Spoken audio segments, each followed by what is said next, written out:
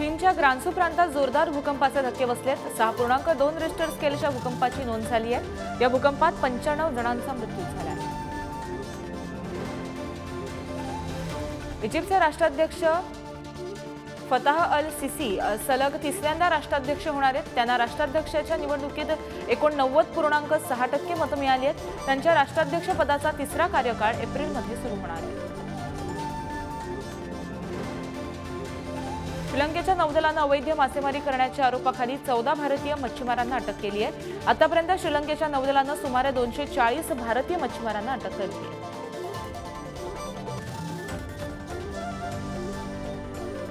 पाकिस्तानचे माजी पंतप्रधान इम्रान खान यांनी तुरुंगातून एआयद्वारे भाषण केलंय। पाकिस्तानच्या राजकारणात अशा प्रकारच्या समर्थकांना संबोधित करण्याची ही पहिलीच घटना आहे।